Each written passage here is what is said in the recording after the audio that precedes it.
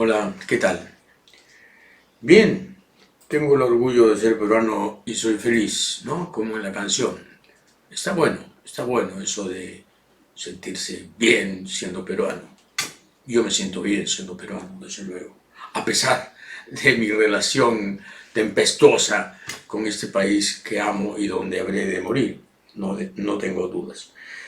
Pero claro, vienen los datos del INEI sobre la pobreza, el INEI, entidad oficial.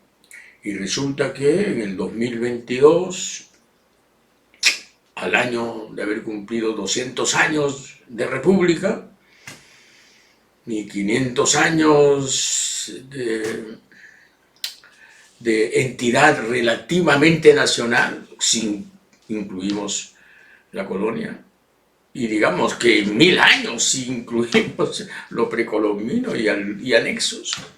Bueno, en el 2022 tenemos 8 millones y medio de peruanos y somos 32 y medio millones de peruanos. 8 millones y medio de peruanos pobres, pobres, o sea, el 25%. De cada 10, el 25%.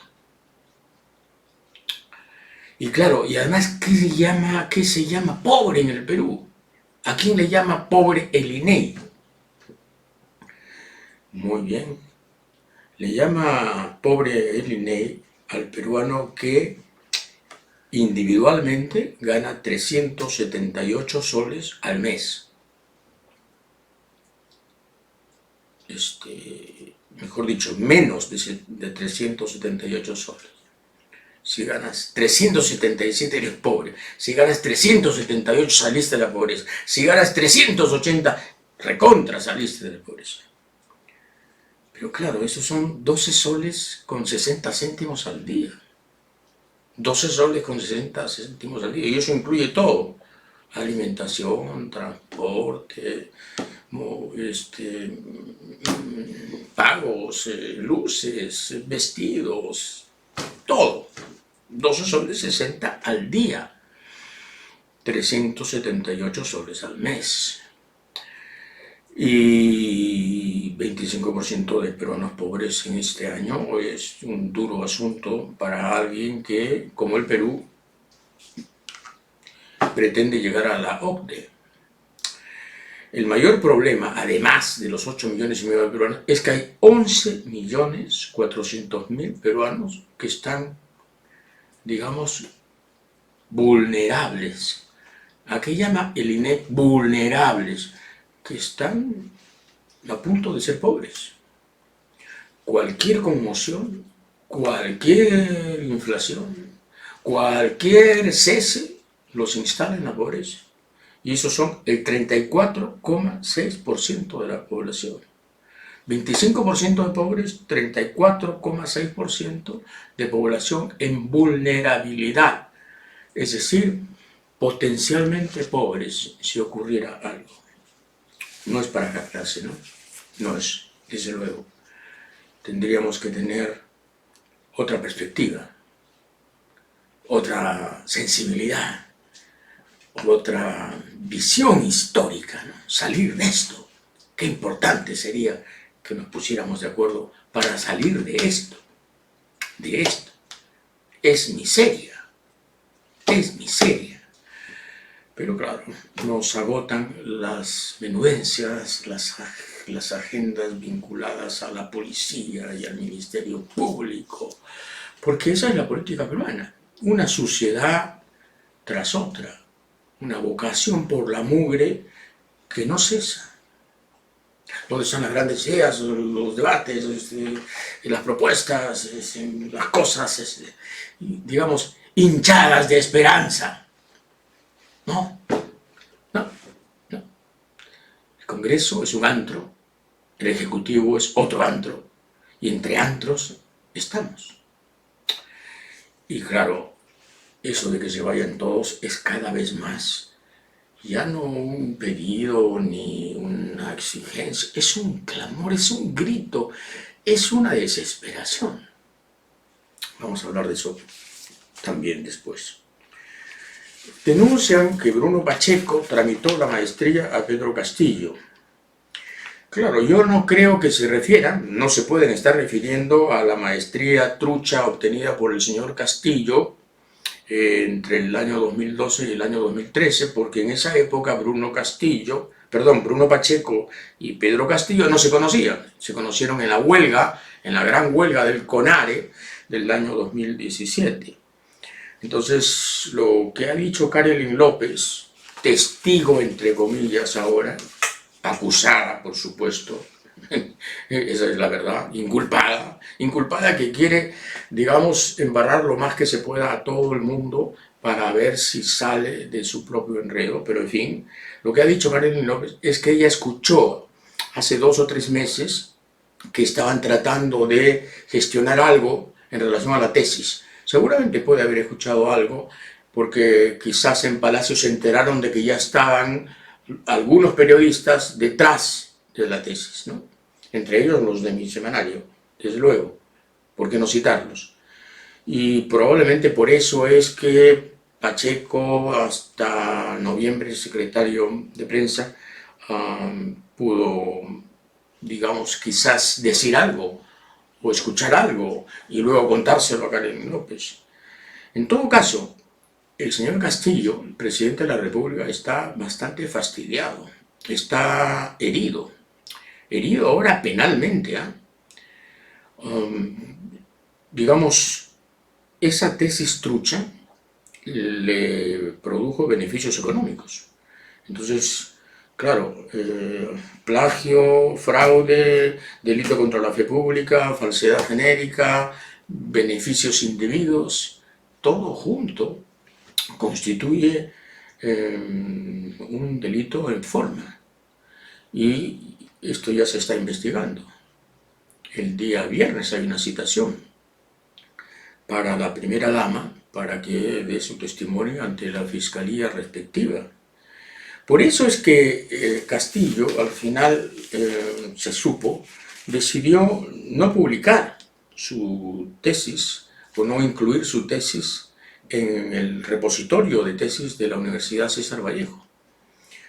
Esto también se sabe ahora. Eso era una opción personal, pero claro, si uno hace su tesis y está orgulloso de su tesis y le ha costado mucho hacerla y ha leído muchísimos libros para, en fin, construir toda una teoría, uno está orgulloso y, claro, la pone ahí a disposición de cualquiera.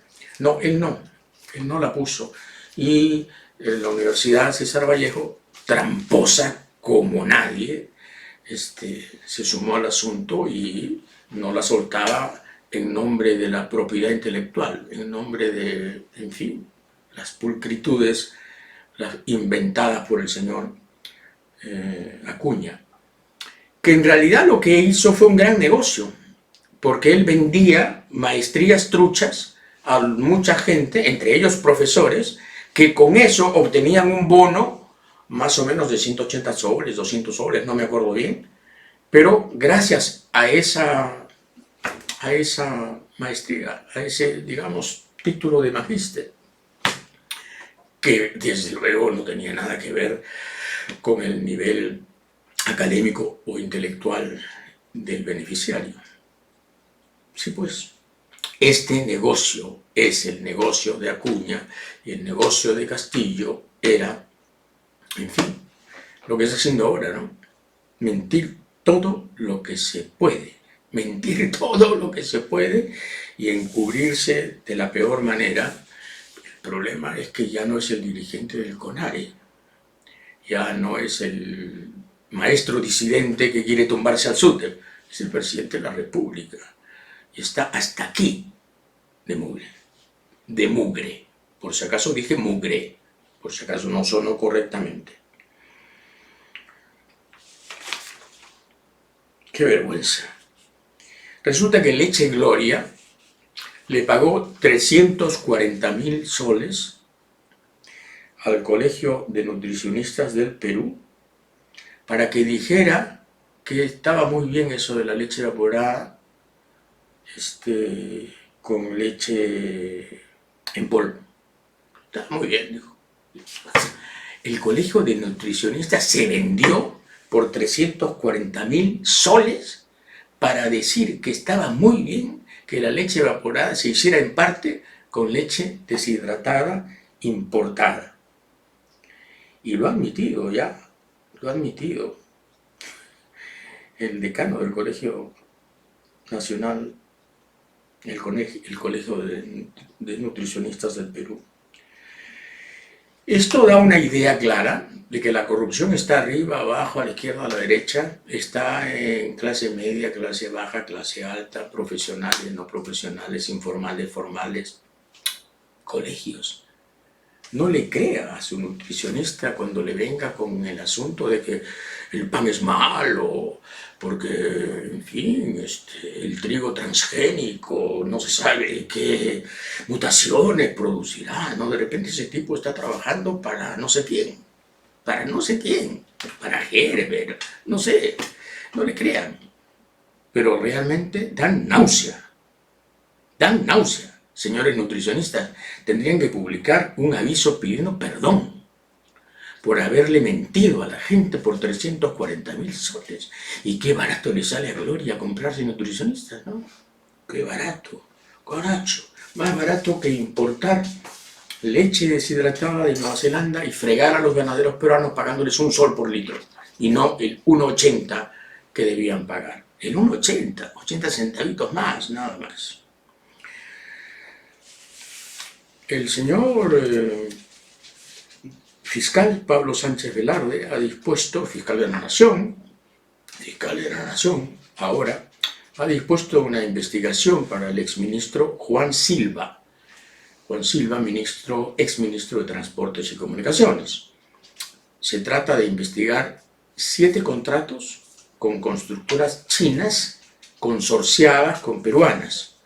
El valor de los 7 contratos, 804 millones de soles. Todo esto se hizo en combinación con Samir Villaverde, el famoso constructor siempre al acecho, ¿no? Merodeando, el de Zarratea, el amigazo y el protector de los sobrinos prófugos, que siguen prófugos. Samir Villaverde está en cana, pero los sobrinos prófugos, y Bruno Pacheco más prófugo que nunca. En fin, se trata de investigar a las empresas China Civil Engineering Construction, China Railway Engineering Group, y China Railway Engineering Group y China Railway Tunnel Group. 3 empresas chinas consorciadas con peruanas que, gracias a Samir Villaverde y a Juan Silva, y ahí está la fiscalía con sus documentos, obtuvieron 804 millones en diversos contratos. El proceso está abierto, está en investigación.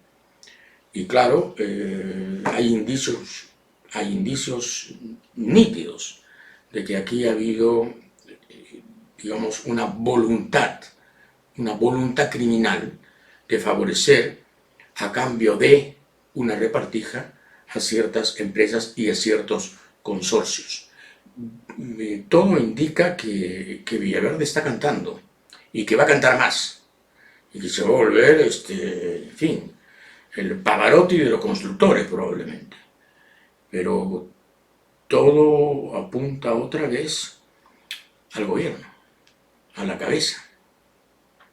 El pez se pudre por la cabeza y estamos ante un lenguado en proceso de putrefacción.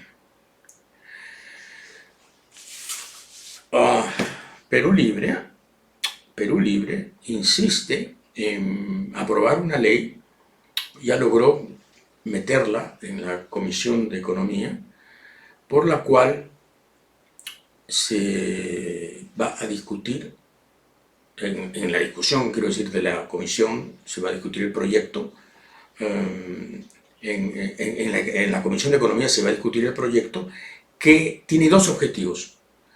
Que el retiro de fondos ya no sea obligatorio en relación a la derrama magisterial y que cualquier fondo que haya en este momento pueda ser sacado al 100%, o sea, la liquidación de la derrama.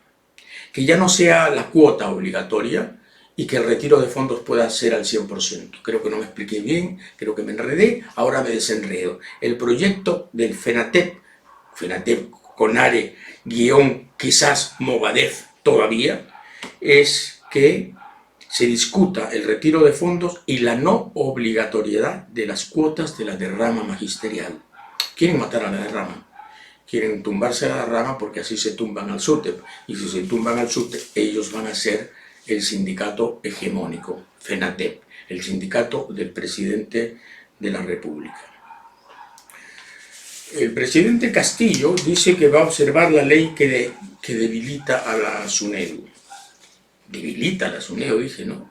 Estoy medio malo y digo, debilita, no, la acaba, la termina, la liquida, la extingue, la pisotea. Sí, pues, esa ley que el señor presidente dice que va a observar ha sido aprobada también, con excepción de 4, por la bancada de Perú Libre, la bancada de Cerrón, la bancada del socio del presidente. Entonces, ¿cómo es eso que el presidente va a observar una ley que el señor Cerrón también ha aprobado? Vamos a ver, ¿no? En todo caso, el señor Castillo, el presidente de la República, prometió defender a la SUNEDU en la campaña electoral. La SUNEDU, como ustedes saben, es el órgano supervisor de la educación universitaria y ahora ha sido virtualmente liquidada como elemento de fiscalización, como agente de fiscalización, como instancia de control, porque ahora han metido a 4 rectores que van a ser minoría. 4 rectores, 2 de públicas y 2 de privadas, 2 de universidades públicas y 2 de universidades privadas, contra otros 3. Entonces hacen mayoría. Es decir, han repetido la figura de la Asamblea Nacional de Rectores, la ANR, la nefasta ANR, Asamblea Nacional de Rectores, que tan mal lo hizo y que permitió la proliferación de universidades basura, que daban títulos basura para profesionales basura, para un país que no se quiere, que no se estima y que construye, digamos, una clase profesional falsa y peligrosa. Imagínense un médico salido de ahí, imagínense un dentista salido de ahí, imagínense un abogado salido de ahí. Sí pues, de abogángsters estamos hartos, ¿no? En el punto 6 del documento que firmó el señor Castillo en plena campaña electoral, que se llamó Proclama Ciudadana, en el punto 6 se leía: una educación de calidad, con equidad e inclusión para nuestros estudiantes, aumentando la igualdad de oportunidades para niños, niñas, adolescentes y jóvenes, fortaleciendo además el trabajo de la SUNEDU. Eso firmó Castillo, junto con otros candidatos. Lo firmó, puso su firma. Y ahora su bancada, claro, aliada con Fuerza Popular y toda la mafia congresal, se suma básicamente al asunto. Ahora él dice que la va a observar. No le creo. En todo caso, ver para creer. Ver para creer, a ver si se atreve a revertir este retroceso demoledor que hemos sufrido en materia de calidad educativa, ¿no? La SUNEDU puede haber cometido errores, sí, quizás algunos excesos, quizás prolijidades notables en un país en donde hay tanta miseria, provincias, probablemente, sí pues, pero si no tenemos un ideal, si no ponemos alta la vara, ¿qué hacemos? ¿Nos contentamos con qué? ¿Con Telesup? ¿Con Lavallejo? Ese es el destino. Un país que tuvo la primera universidad de América, un país, hombre, que fue de verdad centro de la cultura, pero no me refiero a antes, me refiero al centro de la cultura republicana, hispanoamericana. Nos debemos resignar a estas cochinadas, a estas bajuras académicas. La SUNEDU justamente lo que ha pretendido todos estos años, estos pocos años de vigencia, ha sido elevar el nivel, exigir. Y por eso ha cerrado universidades auténticamente chanchas. Recuerdan, ¿no? La famosa fachada de Telesub. Bueno, pues ahora Telesub puede volver, claro. Sí, Telesub puede... No lo dice la ley, no, la ley no dice Telesub puede volver, pero con la composición que han creado, con la correlación de fuerzas que han creado en la directiva de SUNEDU, desde luego que sí puede suceder.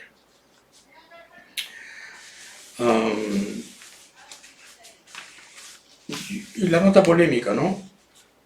El diario amigo La República dice: ultraconservadores ahora podrán vetar los textos escolares porque se ha aprobado o se está aprobando una ley por la cual, en fin, se establece que los padres de familia pueden intervenir, opinar en los textos que tienen que ver con la educación sexual. Yo creo que efectivamente la educación sexual no debe correr a cargo de los padres, porque los padres suelen ser o evasivos o estar equivocados o ser ultraconservadores, silenciosos, misteriosos, guiarlos hacia la nada a los pobres chicos. Y creo que efectivamente la educación sexual debería ser una especie de curso no académico, pero imperativo por la situación que vivimos. Y porque además así lo exige, en fin, no la modernidad, así lo exige la educación, la ciencia, el conocimiento. Pero también creo que los padres tienen el derecho de opinar en algunos aspectos y esa opinión no debería ser vinculante, pero desterrar a los padres de familia, echarlos del campus como si fueran enemigos y como si fueran el demonio y darle al ministerio el absoluto poder, el control total sobre los contenidos, también me parece un exceso, ¿no? Un exceso y una especie de, en fin, un desvarío de la posverdad. La típica intolerancia de hoy, ¿no? Los padres de familia no tienen el derecho de legislar en materia de educación, pero pueden opinar. Esa opinión no tiene por qué ser vinculante, no tiene por qué ser, digamos, impositiva, no debe convertirse en una norma, pero sí puede convertirse en un punto de vista atendible, digamos, oíble. Esa es mi opinión, ¿no? Miren en qué terminó el asunto de la Asamblea Constituyente, ¿no? La Comisión de Constitución, de un modo irregular, hay que decirlo, irregular, porque esto debió discutirse, archivó el proyecto. Y lo más increíble es que Aníbal Torres, el primer ministro, dijo: bueno, aquí termina todo. Se resignó rápido don Aníbal, después de tanta euforia, ¿no? Que vamos a plantear esto y que vamos a plantear lo otro. Hasta la reelección, dijo Aníbal Torres, hasta la reelección está en discusión. Madre mía, ya veíamos la cara de Chávez y el bigote de Maduro en el horizonte. Y ahora resulta que, ¡pum!, listo, archivada, y Aníbal Torres dice: caso cerrado, aquí termina todo. Y las calles que iban a ser las protagónicas, el pueblo en marcha, el pueblo pronunciándose, el pueblo, en fin, imponiendo su voluntad. ¿Cuál voluntad? ¿Cuál voluntad? Las encuestas lo dicen. En la hipótesis extrema, mayor, mayúscula, de los más optimistas por la Asamblea Constituyente, el 22% de la gente habla de la Asamblea Constituyente como una necesidad, el resto nada. Para el común de la gente el mayor problema en este momento es la economía y la inseguridad. Pero en fin, final precoz para una pretensión grandiosa, ¿no? Asamblea Constituyente, bueno, ahí la tienen. Ahora, claro, esto no significa el cierre del libro, ¿no? Puede haber nuevas tentativas, puede haber nuevas intentonas y puede haber pronunciamientos populares también, desde luego. No lo estoy descartando, pero por ahora el cierre suena más a ridículo que a épico o que dramático, ¿no? El fiscal que va a investigar al presidente Castillo en relación a la tesis, trucha de la Universidad César Vallejo, es chotano, es paisano, y se llama Juan Tantalián. ¿Son amigos? No se sabe, pero con padres, digamos, quiero decir, paisanísimos, con toda seguridad. Y él es el encargado de ver el asunto de la tesis, ¿no? Claro, me imagino que el fiscal de la Nación meterá su cuchara, ¿no? Dirá algo al respecto. El fiscal de la Nación, que hasta ahora no dice nada sobre la posibilidad de investigar al presidente de la República. No digo de crear todo un proceso, sino de empezar a investigar para esperar a que termine su mandato y convertir, digamos, la investigación en una acusación. Pero ni siquiera eso, todavía. Pero, en fin, se espera que lo haga. Álvaro Paz de la Barra, que es el alcalde de La Molina y que pretende ser alcalde de Lima, ha prometido a los colectiveros eliminar la ATU, nada menos, o sea, la autoridad del transporte urbano, eliminarla, pero ya formalmente. No se ha andado con chiquitas, no ha dicho cosas vagas, sugerentes, no, vamos a eliminar la ATU. Ya ni siquiera habla de la Sutran, ¿no? La Sutran menos, pero en fin, la ATU, listo. Y claro, con esto cree el señor Paz de la Barra que se va a ganar la elección de la alcaldía de Lima, que va a ser ciudad donde vivimos y que va a ser gobernado durante 8 meses por un amante del concreto y del cemento, como es el sucesor del señor Defenestrado. Claro, Paz de la Barra está seguro de que apoyando la informalidad va a obtener la votación necesaria, igual que Castillo. Y el gran drama de este país es precisamente que esta inmersión en la informalidad lo convierte en un país salvaje, en un país ingobernable. Mientras más informalidad, menos control, menos impuestos, menos posibilidad punitiva, menos coerción, menos ley, menos norma, menos civilización. Así de sencillo. Y a eso estamos apostando. A eso estamos apostando. Este es un gobierno de informales. Ahora resulta que tenemos candidatos de informales. Candidatos, sí, no solo el señor Paz de la Barra. En otras regiones, candidatos de mineros ilegales, candidatos de taladores ilegales, candidatos de empresarios ilegales, candidatos de cocaleros convertidos en grandes fortunas, ya saben cómo. Y entonces, claro, ¿a dónde vamos? ¿A dónde nos dirigimos? A un país ingobernable. Claro, ¿cómo gobiernas a un país en donde la economía negra, la plata negra, las fortunas negras, son la mayoría? Son, digamos, el 74% del empleo. ¿Cómo es ahora? ¿Cómo haces? ¿Cómo haces? ¿Cómo recaudas? ¿Cómo construyes país, nación, y mancomunidad, y ciudadanía? Sí, pues, a eso hemos llegado. El viceministro del Ministerio de Desarrollo Agrario y Riego, don Rómulo Antúnez, que renunció hace poco, parece que después de unos portazos y de unos gritos clamorosos el viceministro, Rómulo Antunes, ha denunciado que su renuncia y la de algunos otros funcionarios se debe a que el Ministerio de Desarrollo Agrario y Riego, que antes se llamaba Ministerio de Agricultura sencillamente, está comprando con sobreprecio fertilizantes a Bolivia. Uria específicamente. Entonces, según esta denuncia, el Ministerio ha decidido comprar urea boliviana a 180 soles el saco, puesta en Puno.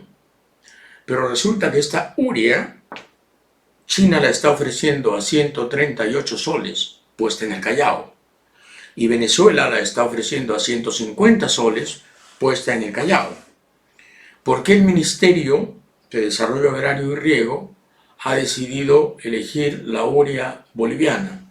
¿Quién ha decidido eso y por qué ha decidido eso? Que me cuenten técnicamente por qué. Porque tengo entendido además que la urea china y la urea venezolana son de mejor calidad que la urea que nos ofrece Bolivia por 180 soles la bolsa. Entonces, ¿qué hay acá? ¿Qué hay aquí? ¿Quién está investigando esto? ¿Qué nueva trafa es esta? ¿Qué nuevo capítulo policial tenemos al parecer frente a nosotros? Es necesario que la prensa, la fiscalía, estemos alerta porque empiezan las sospechas respecto ya no solo de los ministerios que Cerrón controla, sino de la totalidad de los ministerios. El Jurado Nacional de Elecciones tiene una ley muy clara, una ley vigente, que el Congreso ha querido puentear. El Jurado Nacional de Elecciones tiene esta ley. Si los partidos no tienen un mínimo de 15 listas regionales y de 98 listas provinciales, pierden su inscripción para las elecciones.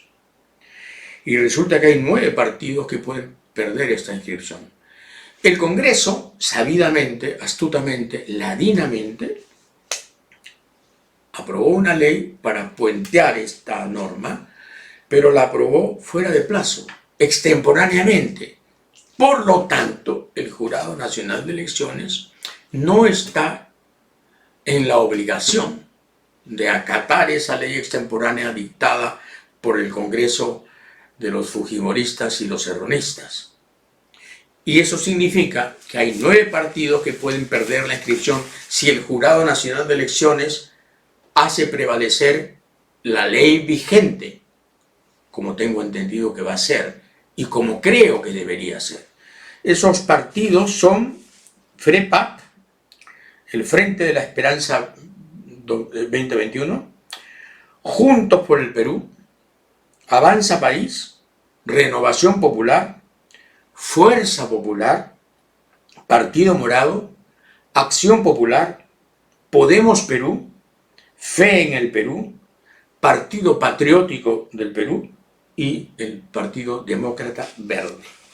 Esos 9 partidos pueden perder la inscripción si el Jurado Nacional de Elecciones hace prevalecer, como debiera ser, la ley vigente. La ley que hemos recordado, 15 listas regionales y 98 listas provinciales como mínimo para presentarse en elecciones. ¿Qué hacemos con María del Carmen Alba, no? Es una señora, en fin, discutible, respetable como toda dama, pero ¿qué hacemos con ella? Compite con Castillo, creo que está ahí en una especie de carrera maratónica para ver quién lo hace peor, quién mete más la pata. No sé, hay una sensación que tengo de ella como una atleta del error, a ver si le quita el título a Castillo, ¿no? Porque dijo que Roberto Guamán Curra pues era un héroe y que se merecía la condecoración que el Congreso le dio por el asunto de, en fin, el recordatorio que se hizo con toda justicia sobre Chavín de Huántar, el operativo de rescate de la embajada japonesa tomada por los terroristas del MRTA. Pero la pobre señora ignora quién es Roberto Guamán Mascurra, pues ignora por completo qué hizo Roberto Guamán Mascurra. La señora Roberto Guamán Mascurra era el pinche de Montesinos a la hora de grabar a todos estos que desfilaron ahí a recibir dólares y cochinadas y sentencias y canonjías y beneficios, todos los que desfilaron en el CIN, en la salita del CIN, todos los, en fin, comprados, todos eran grabados por Guamán. Guamán era el tipo de la cámara, él controlaba la grabación. Era un productor de basura. Sí, era Metro Goldwyn Mayer. Metro Goldwyn Mayer, señora. Él era el presidente de Metro Goldwyn Mayer. Y usted no puede preguntarle a un tipo así, con un poquito de canas, un poquito... No puede preguntar, oye, ¿quién es Roberto Guamán? Para no meter la pata. No puede. ¿Cómo dice que es un héroe? Madre mía. Y después dicen, ¿y por qué el Congreso? ¿Por qué abusan? ¿Por qué apachurran al Congreso? ¿Por qué apabullan al Congreso? ¿Por qué maltratan al Congreso? ¿Por qué la gente no? En fin, es tan ingrata con el Congreso. Sí, pues señor, ¿cómo hacerle entender? El poncho no tiene bolsillos, escribe Beatriz Merino en un artículo del Comercio, ¿no? Y la respetable doctora Beatriz Merino pone debajo de su nombre ex defensora del pueblo y expresidenta del Consejo de Ministros. Así dice, ex defensora del pueblo y expresidenta del Consejo de Ministros. Pero no pone su cargo actual, presidenta ejecutiva de la Universidad César Vallejo, con un sueldo astronómico que no se sabe a cuánto asciende. La pantalla que don César Acuña, encontró para darle así ciertos bríos intelectuales y académicos a la universidad que emite cartones, que fabrica cartones, a la fábrica de cartón, conocida como César Vallejo. ¿Y por qué será que Beatriz Merino no pone presidente ejecutivo de la Universidad César Vallejo? Le dará vergüenza, digo. Le dará vergüenza. Hombre, pero si es un cargo honorable, con un sueldo aún más honroso. Porque el poncho no tiene bolsillos, pero la doctora Merino sí. Eso está clarísimo. Eso está clarísimo.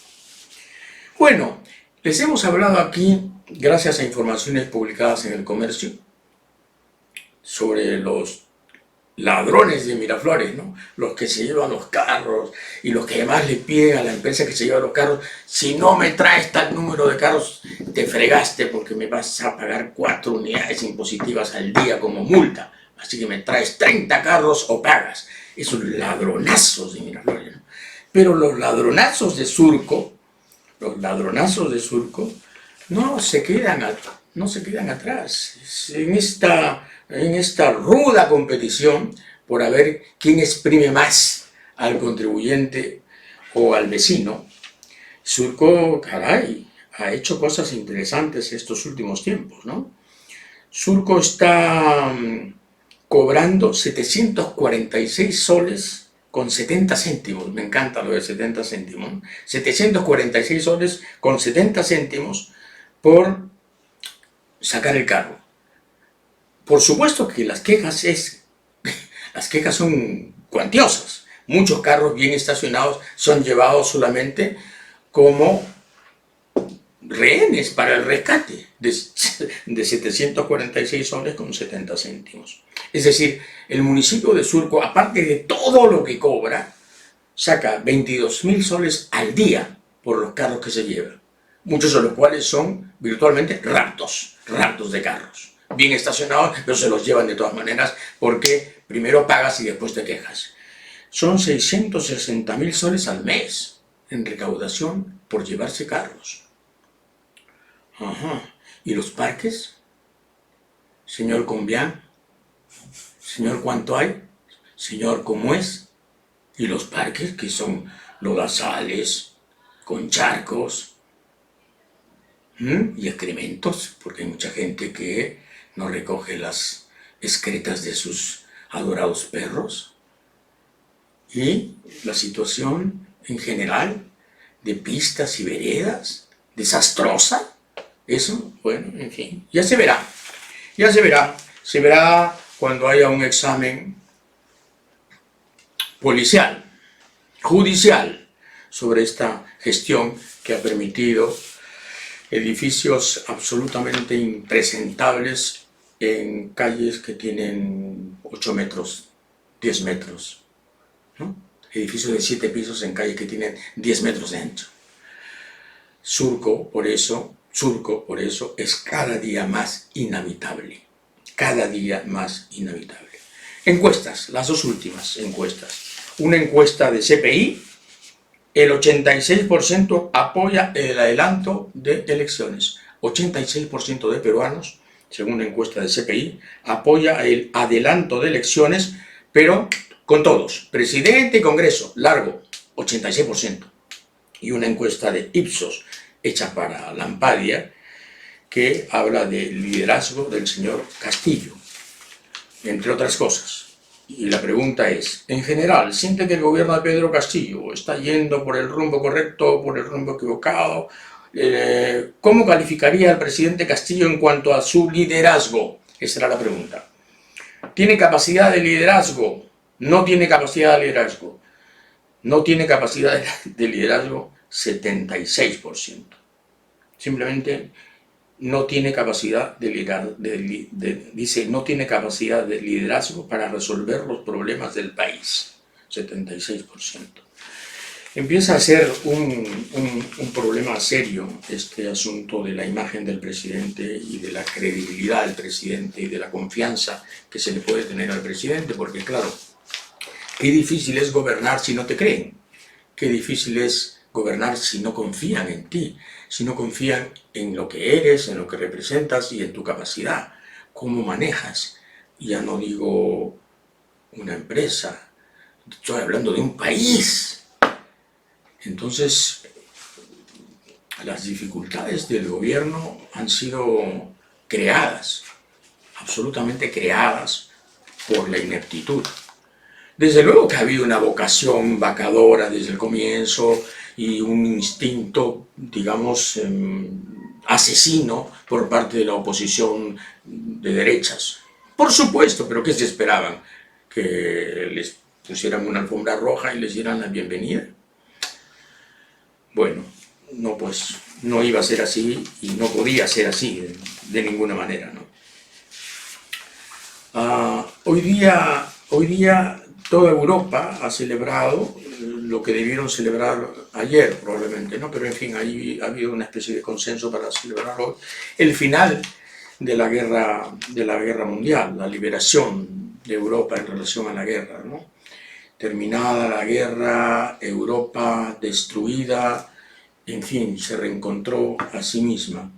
Pero la guerra fue una hazaña no solamente de los aliados, la guerra fue una hazaña que hubiera sido imposible sin el ejército de la Unión Soviética, así de sencillo.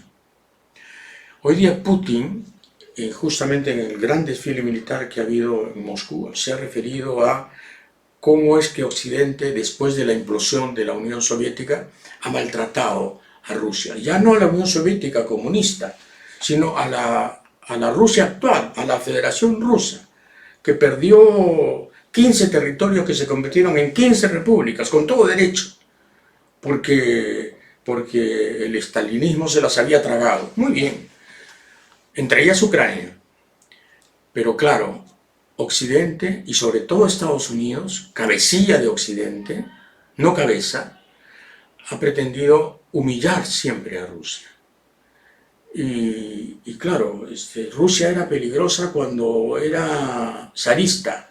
Sí, pues, ¿no? Desde Catalina la Grande, en fin, que casi llega a Suecia, o que llegó a Suecia, y el zarismo expansionista, el zarismo temible, el zarismo imperialista, y después se acaba el zarismo y viene la Rusia soviética, peor todavía, ¿no?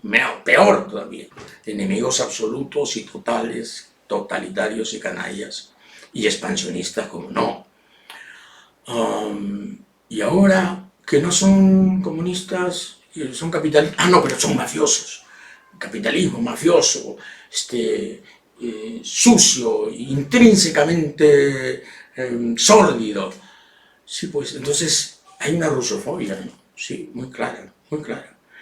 Pero, pero yo quiero decirles que eso no fue siempre así. No fue siempre así. El presidente Kennedy, John Kennedy, asesinado en noviembre del 63, dijo en junio del 63, en junio, poquito antes de que lo mataran: entre los muchos rasgos comunes a los pueblos de nuestros dos países, Estados Unidos y la Unión Soviética, ninguno más acentuado que el odio a la guerra. Ejemplo casi único entre las grandes potencias del mundo, ellos y nosotros jamás hemos estado en guerra, y ningún país en la historia de las contiendas universales ha sufrido nunca como sufrieron los rusos durante la Segunda Guerra Mundial. Kennedy continuó diciendo: no menos de 20 millones de rusos perdieron la vida en la guerra, Muchos millones de hogares y granjas fueron incendiados o saqueados. Un tercio del territorio europeo de esa nación, en el cual se incluían casi las 2/3 partes de su industria básica, quedó convertido en un inmenso desierto. Kennedy reconocía el sacrificio de la Unión Soviética, que aportó 20 millones de muertos, 23 dicen algunos, al sacrificio general que hubo que hacer para derrotar al nazismo, al nazifascismo. Y yo quiero recordarles, este es el libro de Alexander Bert. Alexander Bert es un tipo maravilloso porque nació en San Petersburgo, una familia adinerada. Cuando vino la Revolución Rusa, su familia huyó y se hizo ciudadano británico, pero hablaba ruso perfectamente, así que fue corresponsal de la BBC de Londres en los frentes de guerra de la Segunda Guerra, en el frente oriental, cuando los nazis invadieron precisamente Ucrania, nada menos. Entonces, él narra este episodio, ¿no? Winston Churchill visita a Stalin en Moscú en octubre de 1944. Esos viajes que hacía Winston Churchill, y llega a Moscú. Y entonces se tratan maravillosamente bien. En ese momento Churchill era aliado de Stalin. Occidente era aliado de Stalin.